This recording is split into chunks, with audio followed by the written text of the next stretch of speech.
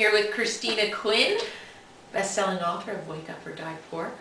And today, I read something very interesting. Yes. Canadian Business Weekly published a report last August, and it indicated that 7 out of 10 Canadians own their own home. Right. It's fantastic. Eh? Yes. Wow. Question is it best? No, it's good. Okay. Is it best to take out as big as mortgage possible on a house because the interest rates are so low right now? That way, when it comes time to sell, we'll make a lot more money. All right. So let's rewind back to the first part of the question. Okay. 7 out of 10 Canadians own their own home. So I do these presentations. Yeah.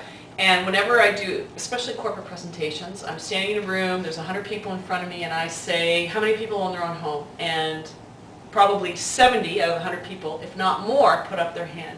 And then my next question is, how many of you people have a mortgage? And there is basically the same number of hands still up. Now, if you have a mortgage, you do not own your home. The bank owns your home. You may own a little part of your home, right? Mm-hmm. So the other night I was watching this one television show, and it was on the HGTV, and these people are buying their a home, and they've squirreled away $6,000. $6,000, friends. And the government is willing to approve a mortgage for them for $200,000 because they have the CMHC, which is an insurance for the mortgage. So now they've squirreled away $6,000. They can buy a home worth $206,000. They are now homeowners. Homeowners. How much of their home do they own? What is that? Is that a sink? Yeah. Is that a toilet? Is it a fixture inside? Yes. It's ridiculous. You are not homeowners. The first step in homeownership. It is the first, yes, first step in homeownership. So what's the next step in home ownership? And back to the second part of your question, should we take out a mortgage, the biggest mortgage we can, based on these interest rates? Mm-hmm. Now, I brought some math with me because we all have to do some math. You're a homeowner now. You need to be able to do some addition and some subtraction. And my spreadsheet says that if you are, let's say, approved for a $300,000 mortgage, mm-hmm. and your home appreciates 8% a year. So this is a healthy annual return. Okay.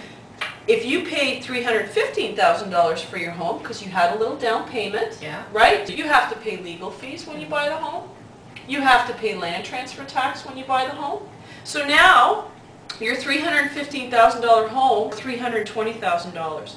And let's say you got a 5-year mortgage. Mm-hmm. Let's say for the sake of argument you got a 5-year mortgage at 5.4%. That's the going fixed rate right now.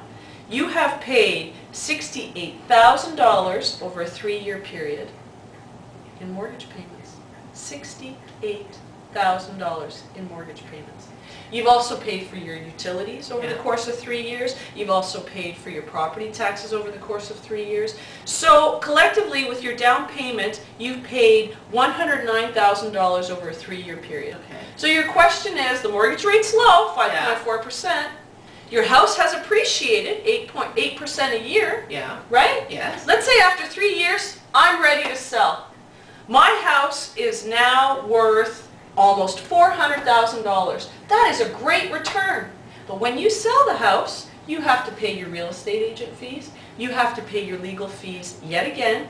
You have to pay your outstanding mortgage, which, by the way, after 3 years, that $300,000 mortgage is still $280,000. Wow. Is that crazy? Yes. That's crazy. You've paid $68,000 and your mortgage is still $280,000 from your initial 3. It's your math right there. Oh yes, ma'am. Because you're paying $1,800 a month. Yes. And around $1,600 of that is interest. $1,600 of that is interest. And around 200 and something. So what do you suggest then? This doesn't make sense. I know it doesn't make sense. So it's 3 years past. Yes. You're selling your house, you go to your bank, and you know what the bank's going to say? You still owe us $20,000 in interest because you are contractually obligated for 5 years. You want to sell your home after 3, you have to pay what they call a penalty. But it's not a penalty. They're letting you off easy. Yes. you would have had to pay them almost $40,000 in interest had you continued Yes. with your payment plan. So now, you sell your house for almost $4,000, you give 20 grand to your real estate agent, you still have $280 left on your outstanding mortgage, you still got legal fees, and you've got $96,000 left in potential equity, but you've paid $110,000 over that 3 years. So you're in the hole 13, and then the bank hits you with another 20.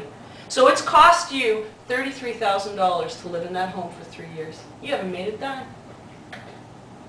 I don't like this math. You have to do your own math. So You what have to do your own math. How do you go about owning a house then? The minimum monthly payment is bank marketing. Okay? That is what the bank says you need to pay. You have to figure out what you need to pay.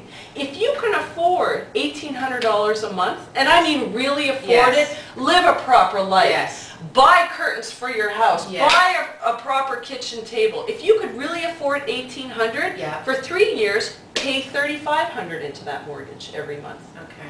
Get a smaller mortgage because Yes. you can make any home beautiful for relatively a small amount of money. So that's what you do. So the tip for the day, the tip for the day is do your own math calculations. If you could really afford that minimum monthly payment, get a smaller mortgage and keep making that payment. If you can make a higher payment, make the payment, do the math, and don't make decisions based on other companies' marketing information. Yeah. Make decisions based on your own calculations. Thank you.